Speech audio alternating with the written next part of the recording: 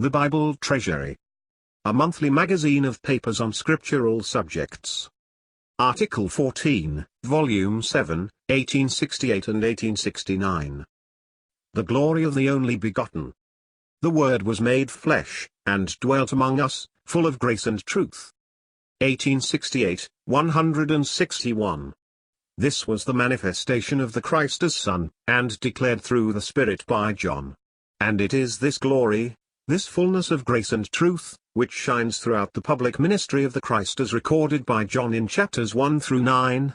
And in the progress of that ministry, I have observed two attributes or actings of this glory. 1. It always refuses to join itself with other glory of any kind whatever. 2. It perseveres in displaying itself in defiance of every kind of resistance. These two ways, constantly adhering to it, evince the value it had for itself, and the fixedness of the divine purpose to bless the sinner, to whose condition and necessities this glory suits itself. In John 2, Jesus is tempted by his mother to let the glory of power break from him. In John 3, Nicodemus invites him to display himself as a teacher. In John 6, the multitude would make him a king. In John 7, his brethren would have him show himself to the world. In John 8, the Pharisees would have him use the thunder of Mount Sinai in judgment. But no offer or solicitation prevails. Jesus will not show himself save as full of grace and truth, or in the glory of the only begotten of the Father. He refuses to appear in any other glory or act in any other character. But then in that glory he will shine, and in that character he will act, be the resistance or hindrance what it may, and in considering this I would be, at present, a little more particular. In John 4, we see the Lord insisting to shine in the glory of grace and truth, in spite of hindrance and resistance from a most determined quarter, the law of commandments contained in ordinances. The Jews had no dealings with the Samaritans.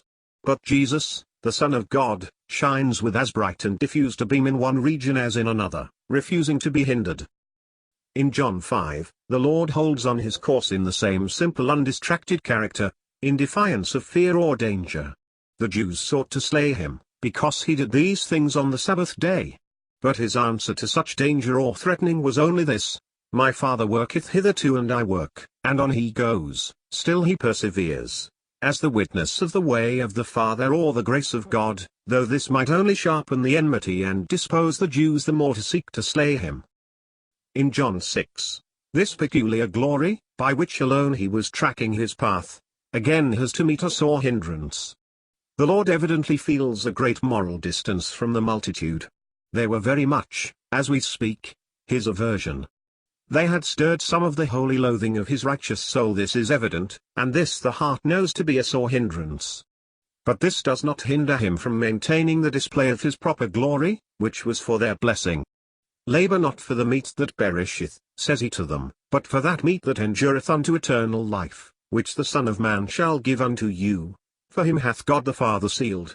And so in John 7, as in chapter 5, he holds on his way though enemies were angry and confederating, and sending officers to take him. For after all this, the glory that was full of grace and truth breaks forth into some of its brightest shining, on the great last day of the feast, Jesus standing and saying, If any man thirst, let him come unto me and drink.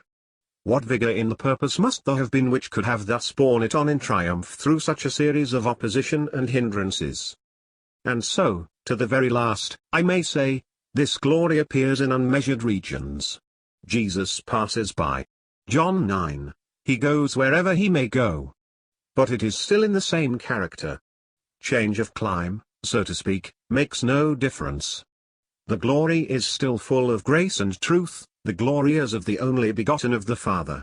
Jesus sees a man blind from his birth, but he is the light of the world. And Jesus afterwards finds him cast out, but takes him up for eternity. I know not that anything can more thoroughly assure the heart of a sinner of his interest in the Son of God than all this. No resistance prevails, no temptation. Nothing can force him, nothing withdraw him, from his purpose to bless them, for a single moment. That glory, and that only which suits their necessities, breaks forth on every occasion in which we see Jesus acting, urging its way through every hindrance, and retiring from every distraction. What intimates fixedness of purpose like this? If you see a man going on with his work, undaunted by opposition and undiverted by allurement, what need we more to know the singleness and decision of his soul? And such is the Son of the Father in this action. In the glory that suits the need of sinners he shines, and in that only, be the medium that would obscure it as thick as it may, or the solicitation that would distract it as flattering as it may. O precious, saving grace!